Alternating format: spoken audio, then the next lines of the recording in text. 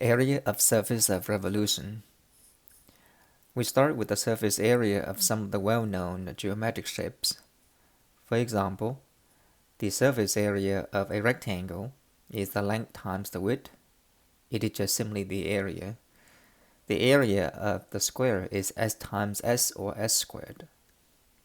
The area of a cylinder of radius r and the height h is 2 pi rh, not including the top or the bottom. This is because if we cut the cylinder and unfold it, we obtain a rectangle with the length being the circumference of the cylinder, which is 2 pi r, and the height is h. The area of this rectangle is 2 pi r times h, which is the lateral area of the cylinder. Next, we are interested in the lateral area of the cone, the area around the cone, of radius r.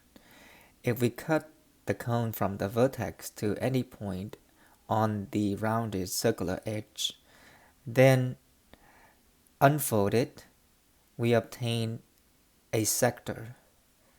This sector is a part of a larger circle, where the arc length is the circumference of the base of the cone.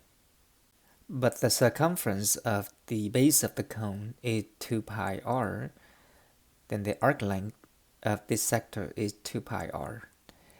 If the slanted side of the cone is L, then the radius of this sector is L.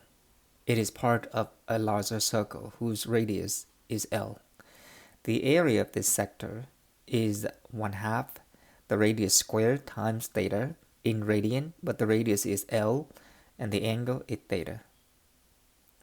But the length of the sector is 2 pi r.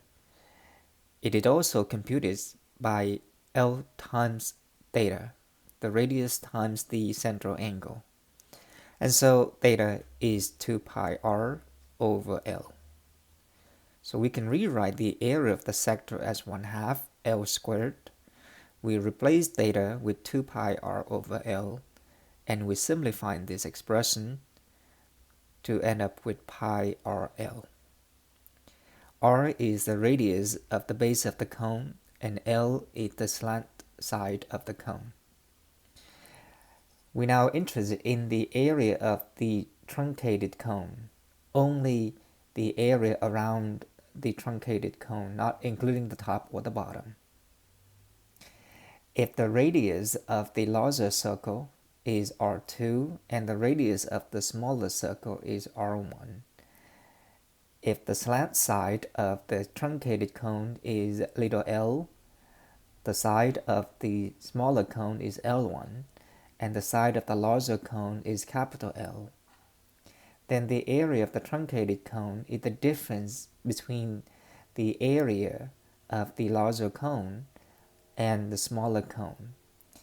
The area of the larger cone is pi r2l minus the area of the smaller cone is pi r1l1.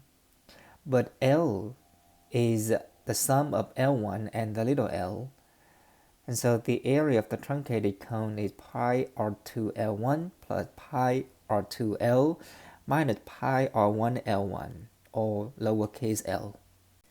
We then rearranging the terms to obtain pi r2l plus pi r2l1 minus pi r1l1, and then we factor out pi l1 times r2 minus r1.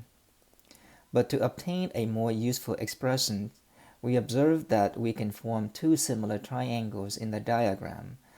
The larger triangle comes from the larger cone, and the smaller triangle comes from the top smaller cone.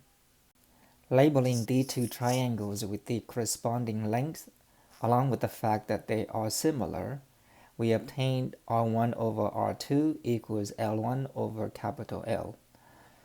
R1 times capital L equals R2 times L1, but capital L is L1 plus little l, and so R1 L1 plus R1 L equals R2 L1.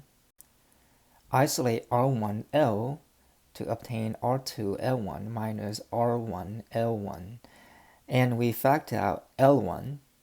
L1 times R2 minus R1 equals R1L. And so the area of the truncated cone is now pi R2L plus pi L1. R2 minus R1 is now R1L. Factor out pi L. The inside factor is now R1 plus R2. If we take the average of R1 and R2, then the area of the truncated cone is now 2 pi RL, where R is the average of the two radii. This is the area of the truncated cone, not including the top or the bottom.